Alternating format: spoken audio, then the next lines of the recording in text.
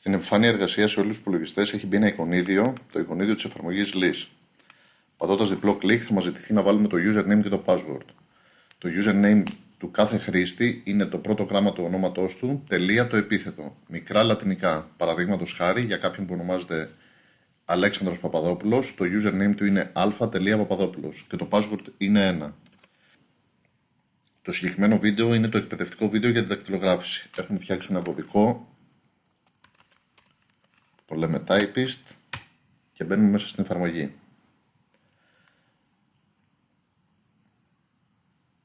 Με το που ανοίγει η εφαρμογή εμφανίζονται και διάφορα εικονίδια. Εμείς, σαν δακτυλογράφηση, έχουμε ένα συγκεκριμένο μενού, το οποίο είναι από αποτελέσματα, εισαγωγή, επιβεβαίωση αποτελεσμάτων RIS. Πριν μπούμε στη διαδικασία που πρέπει να κάνει ο ρόλος δακτυλογράφησης, θα εξηγήσουμε λίγο τι βλέπουμε σε αυτήν εδώ την οθόνη. Σε αυτήν εδώ την οθόνη, στο πάνω αριστερά μέρος, βλέπουμε τις ημερομηνίες παραγγελίας των εξετάσεων και αντίστοιχα των εξεταζομένων που έχουν προσέλθει στο αντίστοιχο κέντρο. Μπορούμε να ορίσουμε, θέλω όλους τους εξεταζόμενους που προσήλθαν από 29 του μηνός μέχρι 11 έκτου. Στο μέρος αυτό εδώ πέρα μπορούμε να ορίσουμε εργαστήριο. Παραδείγματος χάρη, θέλουμε να δούμε μόνο τις εξετάσεις που προγραμματίστηκαν Αθήνα, Άγια Παρασκευή, Άγιος Στέφανος, Άλυμος. Με F3 σβήνουν όλες οι επιλογές και τώρα πλέον μπορούμε να δακτυλογραφήσουμε για όλα τα εργαστήρια. Το τμήμα της δακτυλογράφησης, επειδή μπορεί να δακτυλογραφήσει για παραπάνω από ένα εργαστήρια, καλό είναι όταν μπαίνει σε αυτό το μενού να διαλέγει το εργαστήριο για το οποίο δακτυλογραφεί. Διαγνώστης. Στο σημείο αυτό μπορούμε να ορίσουμε ότι εμείς θα δακτυλογραφήσουμε σήμερα συγκεκριμένες εξετάσεις για συγκεκριμένο διαγνώστη. Δηλαδή, αν πατήσουμε το συγκεκριμένο και πατήσουμε ανανέωση, θα μας φέρει μόνο τις εξετάσεις που έχουν ανατεθεί στο συγκεκριμένο διαγνώστη. Πατώντας F3 σβήνεται και αυτή η επιλογή. Τομείς. Στους τομείς μπορούμε να πούμε ότι εμείς θέλουμε να δακτυλογραφήσουμε μόνο για μαγνητικές και για αξονικές. Θα δείτε εδώ με την ένδειξη RIS_ είναι όλοι οι εργαστηριακοί τομείς που αφορούν το RIS. Θα δείτε είναι χωρισμένοι σε κατηγορίες και μπορούμε να διαλέξουμε έναν ή περισσότερες. Στην κάτω περιοχή μπορούμε να διαλέξουμε ομάδες εργαστηρίων. Παραδείγματος χάρη, θέλω να δακτυλογραφήσω και να φιλτράρω όλα τα εργαστήρια της Αθήνας. Θέλω να φιλτράρω μόνο τη Θεσσαλονίκη. Στο πάνω μέρος που θα το δούμε αναλυτικά είναι κάποια στάτους ανάλογα με την πορεία του εξεταζομένου στο κέντρο. Για να μπορέσετε να τα καταλάβετε, αυτό προϋποθέτει να έχετε δει και το πρώτο βίντεο που είναι το βίντεο της παρουσίασης. Στάτους. Στο στάτους μπορώ να φιλτράρω ανάλογα με την κατάσταση του αποτελέσματος και την πορεία του εξεταζομένου στο κέντρο. Θα επιλέξω μια μεγαλύτερη ημερομηνία, θα βάλω στάτους όλα και αν πατήσω ανανέωση θα μας φέρει όλους τους εξεταζόμενους που έχουν προσέλθει στα κέντρα και όλα τα διαθέσιμα στάτους σύμφωνα με το αποτέλεσμα. Τα στάτους που αφορούν την δακτυλογράφηση είναι συγκεκριμένα. Θα τα δούμε αναλυτικά. Το πρώτο στάτους που αφορά την δακτυλογράφηση είναι το ηχογραφημένα. Αν πατήσω ανανέωση θα μου φέρει όλους τους εξεταζόμενους όπου οι διαγνώστες έχουν κάνει ηχογράφηση του αποτελέσματος και θα πρέπει να μπει το τμήμα της δακτυλογράφησης για να τα δακτυλογραφήσει. Επόμενο στάτους, μη τεχνικά επιβεβαιωμένα. Μη τεχνικά επιβεβαιωμένα είναι τα αποτελέσματα τα οποία έχουν δακτυλογραφηθεί και πρέπει να τα επιβεβαιώσει τεχνικά η δακτυλογράφηση, ώστε στη συνέχεια να τα επιβεβαιώσει ο διαγνώστης επιστημονικά.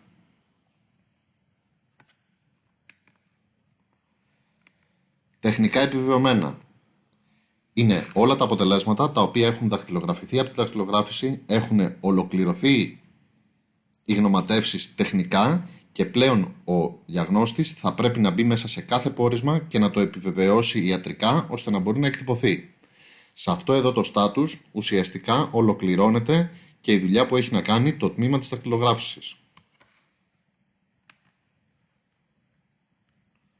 Επιβεβαιωμένα. Επιβεβαιωμένα είναι όλα τα αποτελέσματα τα οποία έχουν δακτυλογραφηθεί, έχουν επιβεβαιωθεί τεχνικά από το τμήμα της δακτυλογράφησης, έχουν επιβεβαιωθεί επιστημονικά από τους ιατρούς και μπορούν πλέον να εκτυπωθούν από το Biomed On Demand. Πριν συνεχίσουμε στη διαδικασία της δακτυλογράφησης, να εξηγήσουμε λίγο σε αυτήν εδώ την οθόνη τι βλέπουμε και τι μπορούμε να βγάλουμε σαν επιπλέον πληροφορίες. Εδώ πέρα έχουμε κάποιες επιπλέον επιλογές. Θα μπορούσαμε να βγάλουμε το εργαστήριο και να το σύρουμε στο πάνω μέρος της οθόνης. Να το σύρουμε αριστερά στις στήλες. Οπότε εδώ πέρα βλέπουμε πλέον και το εργαστήριο. Θα μπορούμε να βγάλουμε το επίθετο, το όνομα και να βγάλουμε να μην έχει ονοματεπώνυμο που το έχουμε σε μία στήλη. Οπότε βλέπουμε σε δύο διαφορετικές στήλες το επίθετο και το όνομα. Να βγάλουμε ημερομηνία γέννησης, φύλο. Το HIS code, το οποίο είναι πάρα πολύ βασικό, είναι ο κωδικός ασθενή που υπάρχει στο Biomed. Να βάλουμε το διαγνώστη, να βλέπουμε πάντα το διαγνώστη σε αυτήν εδώ την οθόνη.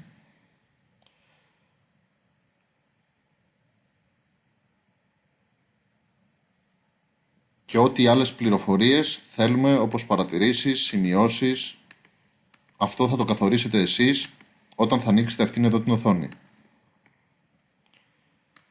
Θα βάλουμε το status μπροστά, το διαγνώστη στο τέλος.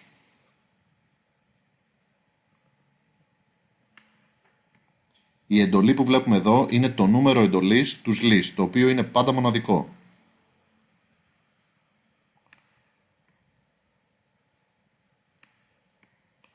Φτιάχνουμε τις στήλες και προχωράμε στη διαδικασία που πρέπει να κάνει το τμήμα της δακτυλογράφησης. Το τμήμα της δακτυλογράφησης, όταν θα μπει σε αυτή την οθόνη, θα πρέπει να επιλέξει ηχογραφημένα.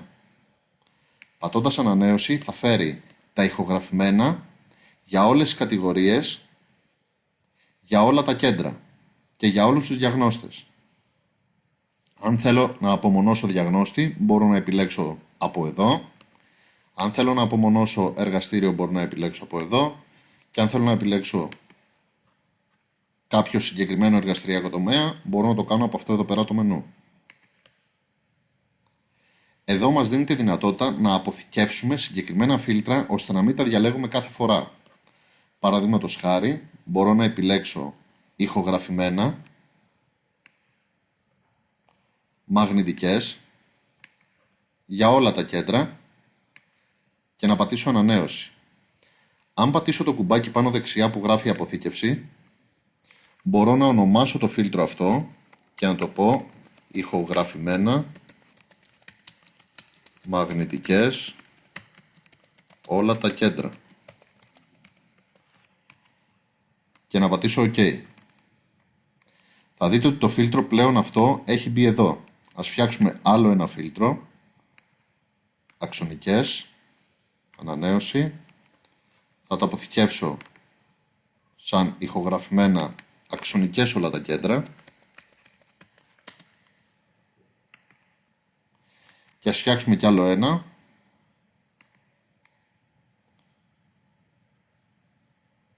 Μαγνητικές και αξονικές. Και θα βάλουμε μόνο ένα κέντρο.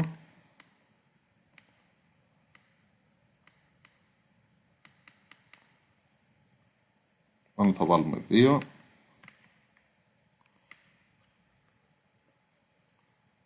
Θα το πούμε ηχογραφημένα, αξονικές, μαγνητικές.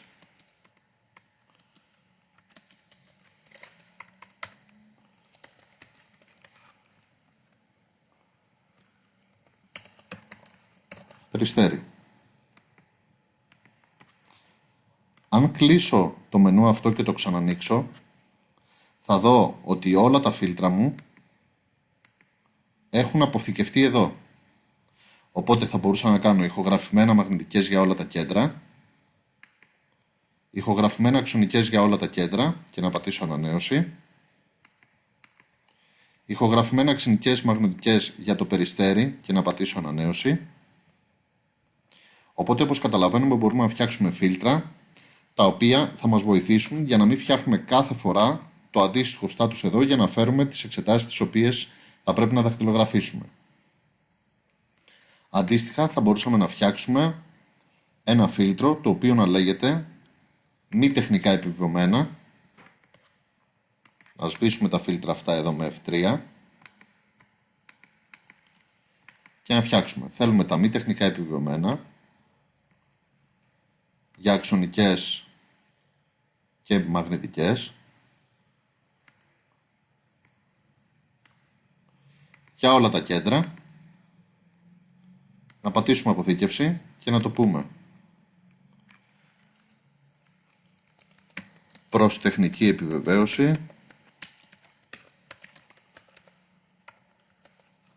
αξονικές μαγνητικές, όλα τα κέντρα. Πατάμε OK και πλέον έχει αποθηκευτεί και αυτό το φίλτρο. Οπότε μπορούμε να πλοηγηθούμε στα φίλτρα που έχουμε φτιάξει, τα οποία μπορείτε να φτιάξετε όσα θέλετε και διαλέγοντας κάποιο φίλτρο να πατήσουμε ανανέωση και να μας φέρει αντίστοιχα αυτά τα οποία χρειαζόμαστε για να δακτυλογραφήσουμε. Ανά πάσα στιγμή μπορούμε να πατήσουμε αυτό το κουμπάκι και να ορίσουμε ποιο θα είναι το default.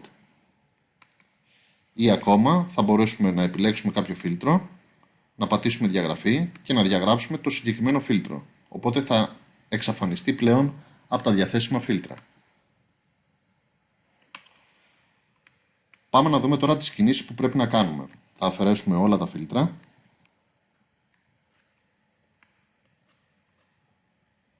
Και θα το πάμε από την αρχή για να δείξουμε αναλυτικά όλες τις κινήσεις. Μπαίνοντας στο εισαγωγή επιβεβαίωση αποτελεσμάτων RIS, είτε από κάποιο φίλτρο, είτε από το status, θα επιλέξουμε ηχογραφημένα, θα βάλουμε το εύρος ημερομηνίας και θα πατήσουμε ανανέωση. Εδώ πέρα βλέπουμε όλους τους ασθενείς με το ονοματεπώνυμο, το διαγνώστη που έχει ανατεθεί η εξέταση και έχει κάνει αντίστοιχα και την ηχογράφηση και στο δίπλα μέρος την εξέταση. Θα βάλουμε μια μεγαλύτερη ημερομηνία για να έχουμε περισσότερες. Πριν προχωρήσουμε στις ενέργειες, να εξηγήσουμε λίγο κάτι σε αυτήν εδώ την οθόνη επιπλέον. Αυτή εδώ πέρα η στήλη που βλέπουμε, το HIS Order, είναι ο κωδικός επίσκεψης του συγκεκριμένου εξεταζόμενου που έχει προέλθει από τον Biomed και είναι πάντα μοναδικός. Αντίστοιχα και η εφαρμογή LIS δημιουργεί ένα μοναδικό κωδικό που είναι αυτός εδώ πέρα, κωδικός εντολής. Εδώ στη συγκεκριμένη περίπτωση βλέπουμε έναν εξεταζόμενο ο οποίος έχει δύο διαφορετικές εξετάσεις. Επειδή το HIS Order είναι διαφορετικό, συμπεραίνουμε ότι η γραμματεία δημιούργησε μία επίσκεψη που έβαλε τη μαγνητική αγκιογραφία κοιλιακής αορτής και μια δεύτερη επίσκεψη που έβαλε τη μαγνητική τομογραφία κάτω κοιλία σε 3 επίπεδα. Ενώ στην άλλη περίπτωση, στο συγκεκριμένο, βλέπουμε ότι σε μία επίσκεψη έχει καταχωρηθεί η μαγνητική κάτω κοιλίας και η μαγνητική άνω κοιλίας. Αυτό παίζει πάρα πολύ σημαντικό ρόλο για τον εξής λόγο. Εάν θέλουμε να γράψουμε σε μία γνωμάτευση την κάτω κοιλίας και την άνω κοιλίας, σε αυτήν εδώ την περίπτωση μπορούμε να το κάνουμε γιατί βρίσκονται στην ίδια εντολή. Αν όμως αυτές εδώ πέρα τις δύο θέλαμε να τις γράψουμε σε μία γνωμάτευση, δεν μπορεί να γίνει και εκτός αυτού και ο ιατρός δεν θα τις ηχογραφήσει σε μία, γιατί βρίσκονται σε διαφορετική εντολή. Πάμε να δούμε όμως αναλυτικά και θα το δούμε αυτό στη συνέχεια. Με το που μπαίνετε σε αυτήν εδώ πέρα την οθόνη, πατώντας διπλό κλικ, μας ανοίγει ένα επιπλέον tab, το tab των αποτελεσμάτων. Θα δείτε αν γυρίσω πίσω βλέπουμε τις εντολές και όταν πατήσω διπλό κλικ μας ανοίγει το tab αποτελέσματα. Με το που μπούμε σε αυτήν εδώ την οθόνη θα πρέπει καταρχήν να δηλώσουμε στην εφαρμογή ότι ξεκινάμε να δακτυλογραφούμε το πόρισμα. Πατάω έναρξη πληκτρολόγησης. Τώρα πλέον αν κάποιος άλλος χρήστης πάει να δακτυλογραφήσει την εξέταση, θα εμφανιστεί ένα μήνυμα ότι την έχει αναλάβει κάποιος άλλος χρήστης από το τμήμα της δακτυλογράφησης. Οπότε είναι πολύ σημαντικό με το που μπαίνουμε στην εφαρμογή να δηλώνουμε ότι ξεκινάμε να δακτυλογραφήσουμε την εξέταση. Αν για τον ΑΒ λόγο πριν προλάβουμε να γράψουμε τίποτα θέλουμε να την ακυρώσουμε, να μην ξεκινήσουμε τη δακτυλογράφηση, μπορούμε να κάνουμε δεξί κλικ ακύρωση έναρξης πληκτρολόγησης και να ξαναγυρίσουμε πάλι στην οθόνη. Οπότε πατάμε έναρξη πληκτρολόγησης. Το επόμενο βήμα είναι να πατήσουμε τον κεραυνό. Πατώντας αυτό εδώ το κουμπάκι θα μπει αυτόματα ο τίτλος της εξέτασης. Μπαίνει αυτόματα και μπορούμε να τον επεξεργαστούμε. Θα μπορούσαμε να γράψουμε και κάτι άλλο που θέλουμε να γράψουμε. Στην προκειμένη περίπτωση δεν χρειάζεται γιατί δεν συγχωνεύουμε εξετάσεις, οπότε θα αφήσουμε το default τίτλο της εξέτασης. Το επόμενο κουμπάκι είναι οι προτινόμενες τιμές. Θα μπορούσαμε να διαλέξουμε από τις προτινόμενες τιμές που εμφανίζονται εδώ, οι οποίες είναι μόνο για το συγκεκριμένο διαγνώστη. Θα δούμε ότι εδώ πέρα γράφει MRA κοιλιακής αορτής και είναι ο συγκεκριμένος διαγνώστης. Πατώντας διπλό κλικ θα μας μπει το αντίστοιχο πρότυπο. Συνεχίζουμε την δακτυλογράφηση και μόλις τελειώσουμε την δακτυλογράφηση πατάμε το κουμπί αποθήκευσης. Θα δείτε πλέον ότι έχει πάρει ένα νέο στάτους το οποίο είναι μη επιβεβαιωμένο. Αν το αφήσουμε εδώ και δεν πατήσουμε τεχνική επιβεβαίωση, αυτό πρακτικά σημαίνει ότι δεν έχουμε ολοκληρώσει το πόρισμα και το έχουμε δακτυλογραφήσει, το έχουμε φτύσει σε αυτό το σημείο για να το ξαναπιάσουμε πάλι στη συνέχεια. Αν το ολοκληρώσουμε θα πρέπει να πατήσουμε το κουμπί επιβεβαίωσης τεχνικής. Οπότε αν πατήσουμε αποθήκευση συνέχεια θα δούμε ότι έχει ανανεωθεί το στάτους και είναι πλέον τεχνικά επιβεβαιωμένο.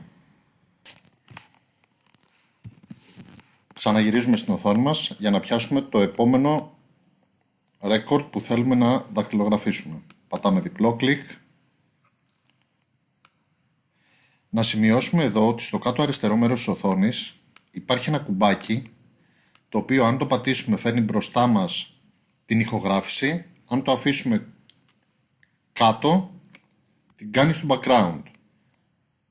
Με την πεταλιέρα και με τα αντίστοιχα πλήκτρα μπορούμε να κάνουμε play, να πάμε προς τα πίσω ή να πάμε προς τα μπροστά. Αν το αφήσουμε προς τα πάνω, αντίστοιχα μπορούμε να το βλέπουμε, να το σύρουμε πάνω δεξιά και πατώντας το play με τα αντίστοιχα κουμπιά από την πεταλιέρα να κάνει play και να ακούμε τον ήχο για να κάνουμε την δακτυλογράφηση. Εδώ σε αυτό το σημείο φαίνεται και ο χρόνος που έχει ηχογραφήσει ο ιατρός. Γυρίζουμε στην οθόνη πίσω και πάμε να πιάσουμε το επόμενο. Διπλό κλικ, πατάμε έναρξη πληκτρολόγησης, κεραυνό για να μπει ο τίτλος, πρότυπο αν θέλουμε να βάλουμε πρότυπο, αλλιώς δεν χρειάζεται. Πατάμε διπλό κλικ, συμπληρώνουμε ό,τι θέλουμε να γράψουμε και αν πατήσουμε αποθήκευση, τότε θα αποθηκευτεί για να το δούμε στη συνέχεια. Αντίστοιχα στον διαγνώστη, στην εκπαίδευση, θα πούμε ότι δεν θα βλέπει τα μη επιβεβαιωμένα, θα βλέπει μόνο τα τεχνικά επιβεβαιωμένα, τα οποία έχουν ολοκληρωθεί από το τμήμα της δακτυλογράφησης. Αν θέλουμε να δούμε πώς έχει διαμορφωθεί το κείμενο το οποίο έχουμε δακτυλογραφήσει, μπορούμε να πατήσουμε αυτό εδώ το κουμπί και θα μας δείξει αυτή τη σελίδα. Επειδή είναι μη επιβεβαιωμένο το αποτέλεσμα, μας εμφανίζει αυτές τις γραμμές, το οποίο σημαίνει ότι δεν είναι επιβεβαιωμένο για να δοθεί προς τον πελάτη. Ξαναγυρίζουμε πάλι πίσω στην οθόνη και εδώ θα πρέπει να πατήσουμε τεχνική επιβεβαίωση και στη συνέχεια αποθήκευση. Τώρα το αποτέλεσμα έχει γίνει πλέον τεχνικά επιβεβαιωμένο. Αν πατήσουμε προεπισκόπηση, πάλι μας δείχνει αυτές τις γραμμές και είναι πλέον έτοιμο προς το διαγνώστη. Ξαναγυρίζουμε πάλι πίσω στην οθόνη, επιλέγουμε το φίλτρο μας ηχογραφημένα, πατάμε ανανέωση και μας εμφανίζει τις εξετάσεις τις οποίες θα πρέπει να δακτυλογραφήσουμε. Θα πάμε σε άλλη μία εξέταση, πατάμε διπλό κλικ, εμφανίζεται η εξέταση και πατάμε έναρξη πληκτρολόγησης, βάζουμε τον τίτλο Φέρνουμε το αντίστοιχο πρότυπο. Θα βάλουμε παραδείγματος χάρη αυτό. Συνεχίζουμε με τη δακτυλογράφηση. Αν θέλουμε πατάμε αποθήκευση για να το δούμε στη συνέχεια, ή αλλιώς πατάμε κατευθείαν τεχνική επιβεβαίωση και αποθήκευση και έχει πλέον ολοκληρωθεί. Ξαναγυρίζουμε πάλι στις εντολές. Αν πατήσουμε ανανέωση θα δούμε ότι αυτό θα φύγει από τη λίστα μας. Πάμε να δούμε άλλες δύο περιπτώσεις.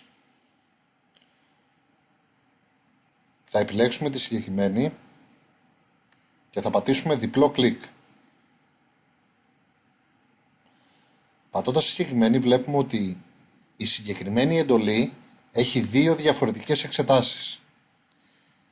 Η μία είναι ηχογραφημένη και η άλλη δεν υπήρχε καν σε αυτήν εδώ πέρα την οθόνη. Προφανώς, επειδή δεν έχει ηχογραφήσει ο γιατρός σε αυτήν εδώ την εξέταση, γι' αυτό το λόγο δεν μας τη δείχνει και στα ηχογραφημένα. Όταν ακούσουμε το πόρισμα, εάν ο γιατρός περιγράφει ότι σε ένα είναι και δεξιά και αριστερά, θα πρέπει να κάνουμε τις εξής ενέργειες. Έναρξη πληκτρολόγησης, τον τίτλο, και εδώ πέρα θα πρέπει να συμπληρώσουμε και αριστερά.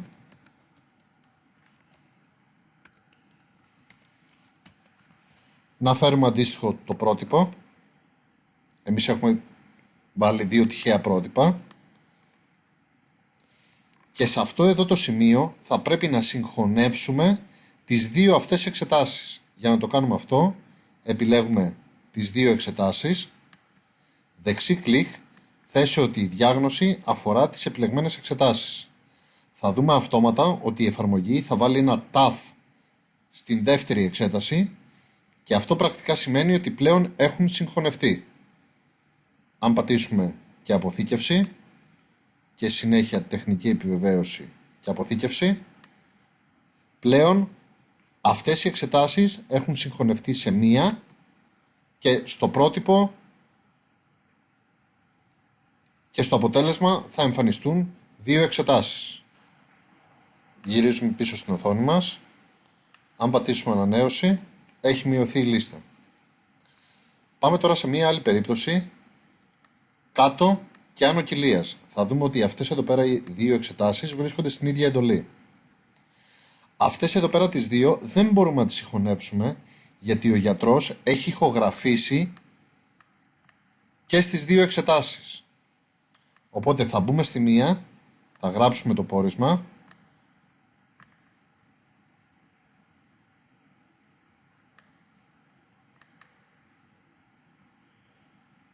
θα κάνουμε τεχνική επιβεβαίωση και θα γυρίσουμε και στην άλλη να κάνουμε αντίστοιχα το ίδιο. Έναρξη, κεραυνός, πρότυπο, συμπληρώνουμε, αποθηκεύουμε, τεχνική επιβεβαίωση, αποθήκευση.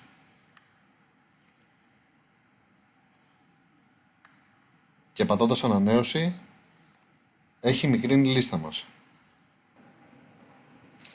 Θα πάμε σε άλλη μια ηχογράφηση. Είπαμε πατάμε διπλό κλικ. Μπαίνοντας μέσα σε αυτήν εδώ την οθόνη, θα δούμε στο κάτω μέρος τις εξετάσεις που έχουν προγραμματιστεί για τη συγκεκριμένη επίσκεψη, όπου εμείς έχουμε ηχογράφηση για τη μία εξέταση. Όταν ακούσουμε το ηχητικό, αν ο διαγνώστης έχει πει ότι η γνωμάτευση αφορά και τις δύο εξετάσεις, είπαμε ότι επιλέγουμε τις εξετάσεις, πατάμε δεξί κλικ, θέσε ότι η διάγνωση αφορά τις επιλεγμένες εξετάσεις και αυτόματα μπαίνει ένα TAF. Αν θέλουμε να αναιρέσουμε αυτή την κίνηση, πατάμε δεξί κλικ, θέσε ότι η διάγνωση για τις επιλεγμένες εξετάσεις είναι ξεχωριστή και ξαναγυρίζει η κατάσταση όπως ήταν προηγουμένως. Επιπλέον επιλογές που έχουμε εδώ είναι να ορίσουμε διαγνώστη. Μπορούμε να αλλάξουμε το διαγνώστη για τις επιλεγμένες εξετάσεις και να ορίσουμε κάποιον από τους διαθέσιμους.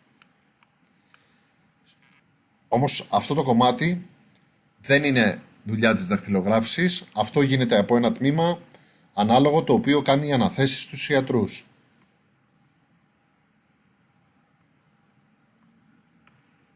Γυρίζουμε πίσω στις εντολές. Αν βάλουμε το status όλα,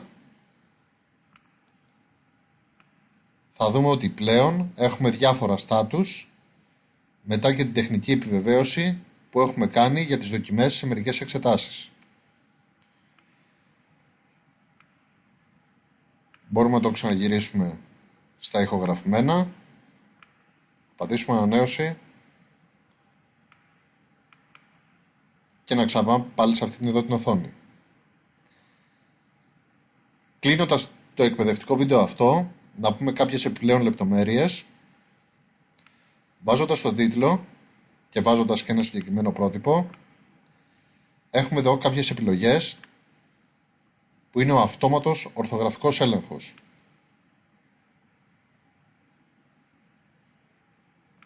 Αυτά είναι παρόμοια όπως και του Word.